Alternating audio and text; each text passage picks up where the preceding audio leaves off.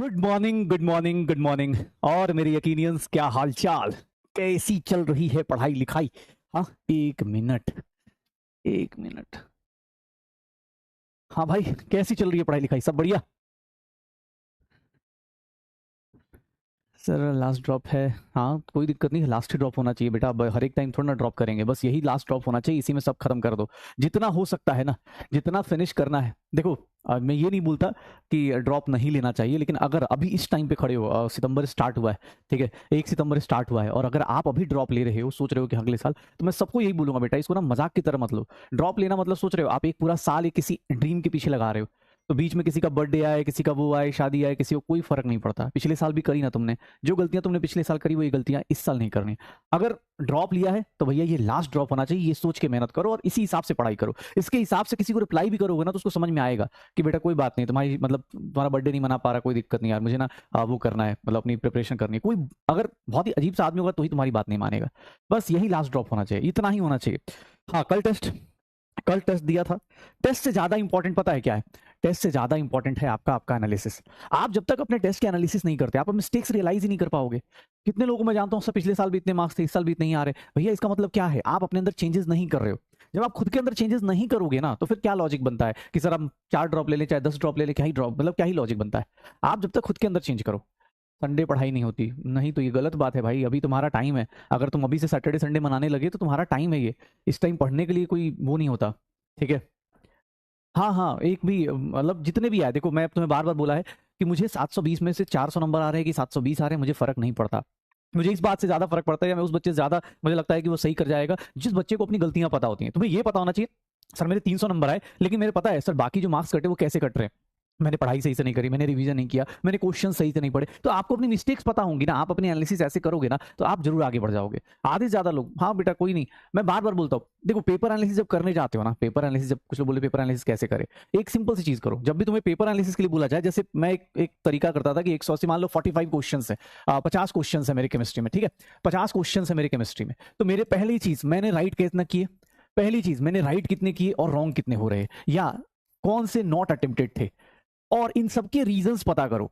आप ना जैसे मान लो मेरे 30 सही हो गए, मेरे 15 गलत हो गए, मतलब 10 सही हो गए, और नॉट अटेम्प्टेड में मान लो अभी हम 10 ही लेके चलते हैं, ठीक है 10 लेके चलते हैं, तो मैं ना अपना रीजंस लिखूंगा। सही हुए तो तुक्के में सही हुए, जैसे मैं तो पूरा इसका वो कर देता था, सही क्यों हुए, बिकॉज मतलब ठीक है कुछ होते ना कि सर आता था, ठीक है ना, कि सर पता था, नॉलेज थी इसके बारे में, नॉलेज थी, प्रैक्टिस थी, क्या था, या फिर मैं लिखता था कि तुक्का है, या कैसे होता है ना, तुक्के से भी तो सही हो जाता है आदमी को, तो तुक्का से सही किया, कैसे सही किया, गलत हुआ तो क्यों गलत हुआ, सर क्या किया, सर रॉन्ग अपने पास मतलब सिलेबस रिवाइज नहीं था, जैसे ये सब चीजें लिख लो कि सर सिलेबस रिवाइज नहीं था, या फिर लेस क्वेश्चन प्रैक्टिस थी, फॉर्मूला गड़बड़ हुआ, ये सब चीजें ना कि रॉन्ग फॉर्मूला। अब आपकी अपनी अपनी गलतियां होती है। जैसे मैं स्टेटमेंट वाले क्वेश्चन में मैं अपनी बारे में बताता हूं, मुझे आज भी कोई जैसे खड़ा हो जल्दी पूछ देना मुझे तो following is incorrect, not incorrect, मैं बहुत डर जाता हूं, क्योंकि मुझे ये फियर पहले अपने टाइम पे भी बहुत था। तो मैं उस तरह क्वेश्चन में हाईलाइट करता था एग्जाम हॉल में, बोलते ना कि पहले हाईलाइट करता था कि मुझे क्या निकालना है। ऐसा नहीं कि नहीं आता था, बस मुझे आता है, लेकिन मैं जल्दी जल्दी में करेक्ट वाले ही ऑप्शन टिक मार दूंगा। साइकोलॉजी बनी है करेक्ट मारने की, तो पता चला इनकरेक्ट पढ़ा ही नहीं, 4 ऑप्शन पढ़े ही नहीं सही से। तो ये चीज करना। सर नॉट अटेम्प्टेड क्यों नहीं, तो सर क्या क्या दिक्कत थी, सर क्वेश्चन समझने में प्रॉब्लम हुई। अब क्वेश्चन समझने में प्रॉब्लम अगर हो रही है, अगर आपको समझने में प्रॉब्लम हो रही है, तो ये चीज आपको प्रैक्टिस से आएगी। कोई बोले कि सर क्वेश्चन समझ नहीं आया, तो इसका मतलब क्या है कि बेटा बाकी लोग अगर 680 720 लेके आ रहे हैं, आप नहीं लेके आ रहे, इसका मतलब आपकी प्रैक्टिस कम है। क्वेश्चन समझ में क्या होता है, क्वेश्चन समझाने के लिए कोई अलग चीज थोड़ा ना आती है, क्वेश्चन दिखता है, उसको पढ़ना होता है, सोचना होता है कि अच्छा यार ये चीज चल रही है, मुझे इसके हिसाब से रिलेट करना है, ठीक है। तो ये सब क्वेश्चन, यही है पेपर एनालिसिस, ऐसे ही किया आता है, चाहे वो फिजिक्स का करो, चाहे केमिस्ट्री करो, चाहे बॉटनी का करो, जूलॉजी का करो, जिसका मर्जी उस तरह से करो। राइट कितने, राइट के भी किस तरह से राइट हो रहे, आपको सही से आता था, बगल वाली सीटिंग करी, क्या किया, ये भी पता होना चाहिए। इंटरनेट पे आपको अपने आप से ऑनेस्ट रहिए, किसी को दिखाइए मत कि हाँ किस टीचर को दिखाना है, खुद से ऑनेस्ट रहो, ठीक है, खुद से ऑनेस्ट रहो, अपने आप हो जाएगा।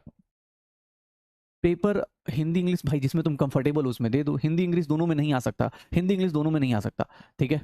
हाँ, अगर वही बात है ना कि आप जब संडे को टेस्ट देते हो, जिस दिन भी सोचो संडे को आप टेस्ट दे रहे हो, तो आप उसके बाद टेस्ट देने के बाद आपको पता तो चल ही जाता है, आप उस टाइम एनालाइज करो और फिर उसके अंदर इंप्रूवमेंट चांसेस लिखो। मतलब आप ना देखो, एक सिंपल चीज है, अब ऑब्वियस है आजकल रील्स के जमाने में किसको टाइम है इतना कुछ सोचने का, लेकिन रियलिटी यही है कि अगर तुम अपने बारे में नहीं सोचोगे, मैं सच बता रहा हूँ, ये रील्स वाले यूट्यूब वाले भैया दीदी सब मिलेंगे अगले साल भी ऐसे ही ज्ञान देते रहेंगे। मैं मजाक में बोलता रहता हूँ, लेकिन हाँ रियलिटी यही है, क्योंकि उनका बिजनेस ही उसी पे चलता है, ठीक है।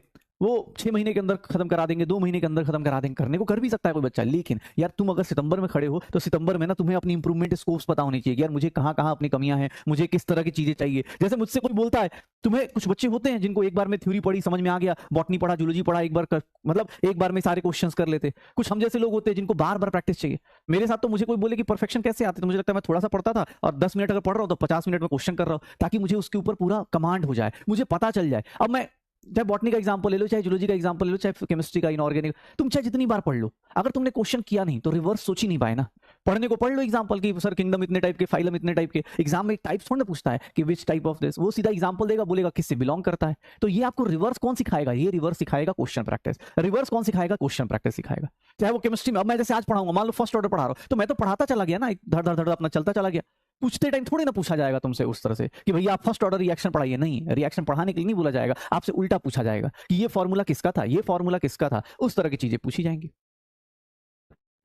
अरे मैं खुद मैंने अपनी इंस्टा पे शायद देखा हो किसी, मैं तो अपना वो लगा चुका हूँ, मैं खुद की लिमिट लगा चुका हूँ। जैसे ही आता है मेरा लिमिट कि 1 घंटा हो गया, मैंने उस टाइम बंद कर देना, उसके अंदर खुलता ही नहीं। कभी कभी जैसे हाँ कभी लगा संडे वनडे है, चलो कुछ ज्यादा रिप्लाई कर देते हैं तो कर दिया। ये तो खुद से करनी पड़ेगी ना, आपको पता चल रहा है कि आपका टाइम बहुत जा रहा है, आपका टाइम वेस्ट बहुत हो रहा है, तो आप उसको सही से यूटिलाइज करो। अगर यूटिलाइज नहीं करना जानोगे तो गए फिर। अभी ड्रॉप लिया है, अभी ड्रॉप लिया है तो बेटा मैं तो ये बोलूंगा कि बीच से कहीं से स्टार्ट मत करो, किसी एक बैच को पकड़ लो, चाहे यकीन 1.0, 2.0, 3.0, 4.0, इतना जान जाओ सारे टीचर्स बहुत अच्छा पढ़ाते हैं, तभी यहाँ पर खड़े हैं। किसी एक को पकड़ लो, ठीक है, जिससे तुम्हारी फ्रीक्वेंसी मैच होती है, जिसके तुम्हें मतलब अच्छा लगता हो कि हाँ यार मैं इस आदमी से पढ़ सकता हूँ, उसको पकड़ के और शुरू से उसकी वीडियोस देखो। अभी क्या फायदा है कि जो लोग अभी ड्रॉप ले रहे हैं, तुम्हारा ऑलरेडी सिलेबस बहुत कुछ हो गया है, तो उल्टा मत सोचो। कुछ लोग सर बैकलॉग हो गया इतना, अरे तुम ये सोच तेरे पास रिकॉर्डेड पड़ा है, तो चाहेगा तो एक दिन में 4-4 लेक्चर देख सकता है। जो डेली देखता है उसके साथ एक लिमिटेशन है बेचारे के साथ, वो आज के लेक्चर आज ही भर देख सकता है, ठीक है, कल फिर लाइव, कल फिर से वो करेगा। तुम्हारे पास तो ऑप्शन पड़ा है ना, 4 दिन का लेक्चर एक बार में उठाया कर लिया। अब बैकलॉग तुम्हें भगाओ, तुम अपनी स्पीड को मेंटेन करो, एक टारगेट ले लो कि यार मैं अभी से स्टार्ट कर रहा हूं, लेकिन 1 दिसंबर से मैं सही कर लूंगा, सितंबर अक्टूबर नवंबर 3 महीने के अंदर ये जो चल रहा है और प्लस पिछले का 3 महीने का बैकलॉग एक बार मैं खत्म कर दूंगा। तो ऐसे लेना पड़ेगा, टारगेट नहीं लोगे तो कोई फायदा नहीं। यकीन प्लस में बेटा अभी आ जाएगा, यकीन प्लस से जब वो होगा ना तो उसमें पढ़ाने को पढ़ाएंगे, बट सब लोग मिक्स करके पढ़ाएंगे आजकल।